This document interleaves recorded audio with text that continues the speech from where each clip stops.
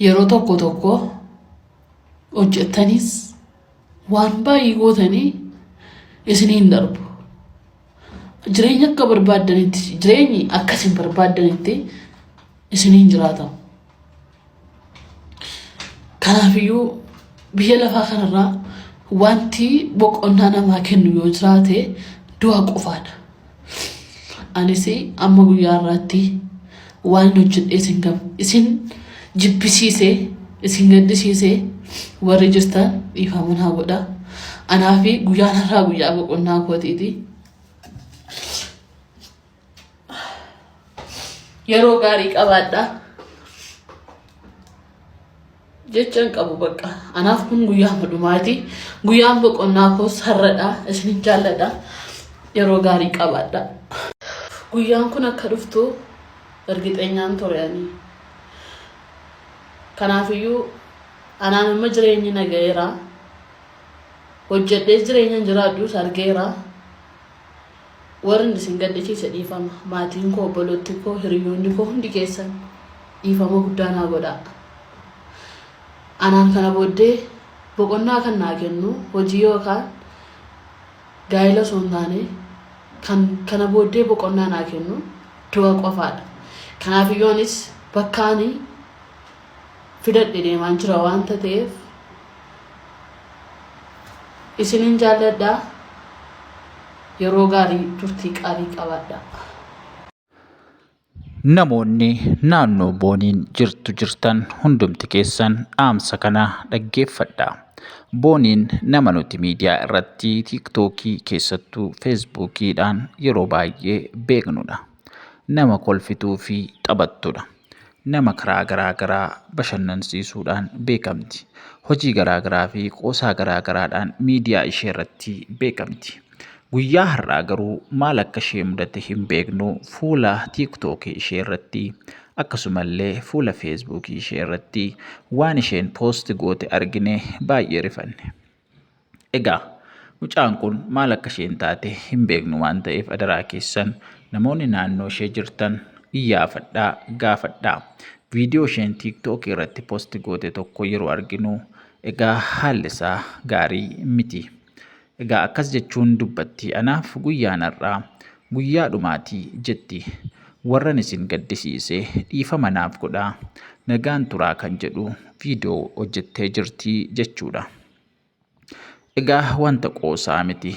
Achi jala koomentii ishee gaafa laallu immoo koomentiin viidiyoo ishee jalatti barreeffamee jiru baay'ee kan namatti dhaga'amudha. Karaa nagaa deemii ni turte jedha namni baay'een jechuudha. Egaa mucaan kun yoo qoostes haa ta'uu dhugaas haa ta'uu namni nama ta'e garuu sammuu namummaa qabu akkamittiin nama sadarkaa kanarra jiruun qoosaa akkasii qoosa laata. Qoosaanis bakkaa fi akka qaba. Dhugaadha baay'ee ulfaataadha. Hundumaafuu warri itti dhiyoo jirtanii fi warri boonii beektan adaraa keessan ariifadhaa biraan ga'a. Hordoftoota keenya, hordoftoota gonfoo miidiyaa biyyoota garaagaraa jirtan keessattuu naannoo Buraayyuu namoonni jirtan, naannoo Booniin jiraattu kan jirtan ariifadhaatii mucaa kana qaqqabaa. Maal akka ishee mudatee, maal akka isheen irra jirtullee lafa mana ishee namoonni beektan adaraa keessan dhaqaatii qaqqabaatii gaafadhaa. Maal akka taate waan hin beekneef mucaan kun egaa tiiktookii ishee fi feesbuukii ishee irratti wanta isheen poosti gochaa jirtu wanta gaarii waan hin taaneef adaraa keessan namoonni naannoo sana jirtan nuuf qaqqabaa bira nuuf ga'aatii oolchaa isiniin jenna. Egaa biyyi lafaa ulfaataadha. Haalli ishees jabaachaa adeema. Namni waaqayyotti hin jabaanne, namni waaqayyoon hin kadhanne, namni oolmaasaa waaqayyo wajjin hin godhanne egaa jiraachuun baay'ee ulfaata. Adaraa keessan waaqa isa hundumaa danda'u, waaqa isa gargaaruu danda'u hundumaa fi egaa itti dhiyaadhaa isiniin jenna. Jireenya keessan dabarsitanii akkaataa kanaan biyya lafaaf hin kenninaa adaraa isiniin jenna. Maarreegaa Booniin dhugaadhumatti dhiyeenya kana akkasinuu beektan nama kallattii garaagaraan eebbifamaa jirudha. Manni ishee konkolaataan isheen bitatte illee miidiyaa irratti akkuma ergitan nama baay'ee jijjiirama guddaa irra jirtudha. Nama gaa'ela isheetti gammaddee jiraattudha. Akka nuti miidiyaa irraa beeknutti jechuudha. Maal godha guyyaa har'aa immoo waan isheen poosti gochaa jirtu wanta faallaa ta'edha wanta ta'eef egaa namoonni itti dhiyoo jirtan adaraa keessan mucaa kana iyyaafadhaa rakkoo ishee bira ga'aa isiniin jenna. Egaa al tokko namni waanuma xiqqoodhaaf ariifata ta'a. Jireenyi biyya lafaa kun immoo ni dabarti akka nuti yaadnu kana miti.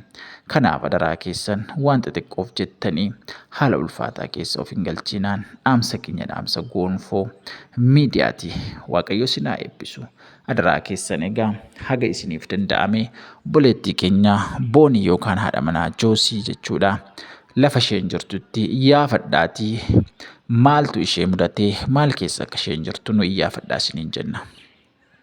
Waaqayyo isin haa eebbisu. Viidiyoo kana sheerii waliif godhaa qaqqabsiisaa mucaa kana egaa waan isheen keessa jirtu haala isheen keessa jirtu bira nuuf ga'aa isiniin jenna. Viidiyoo kana sheerii godhaa adaraa keessan ariifadhaatii kallattii hundumaan waliif qoodaa. Waan isheen keessa jirtu sana keessaa akka namni bira ga'ee egaa akka isheen ooltu gootanii gamanumaan isin gaafanna jechuudha. Baay'ee waaqayyo isin haa eebbisu. Baay'ee isin jaallannaa. Baay'ee isin kabajnaa. Egaa miidiyaa kanaaf haaraa kan taatan subscribe gochuu hin dagatinaa. Akkasuma hiriyoota keessaniifis qooduu hin dagatinaa isiniin jenna. Baay'ee isin jaallannaa. Isin maatii keenyadha. Lafa jirtan biyya jirtan iddoo jirtan hundumaatti araarri nageenyi jaalalli waaqayyoo isiniif baay'atu adaraa keessan walii yaafadhaa. Waliin dhiisinaa hiriyoota keessan akkasuma nama ollaa keessan galuu haala ulfaataa yeroo ammaa kana keessatti egaa walii yaafachuun dirqama keenyadha.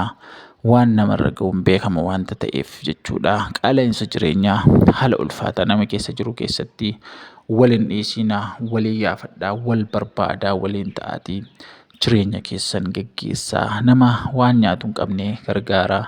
Nama yaadaan miidhame nama isa deeggaru hin qabne deeggaraa. Yaada keessan qoodaa fi jabaadhu ittiin jedhaa waltumsaan dhaamsa keenyadha. Maaliif barichi bara ulfaatudha wanta ta'eef bara kana keessa wal bira dhaabannee waltumsinee wal jabeessinee waliin amantaa keenyatti akka amantaa keenyatti waaqayyoon waliif kadhannee akka walii wajjin jiraannu akka waliin dabarsinu isiniif dhaamna. Kanaaf biyyaaf iddoo jirtan hundumaatti iyyaana waaqayyoo yaada waaqayyoo keessa ta'aatii waliin turaa isiniin jenna. Waaqayyo isin haa eebbisu. Eebbifamaa.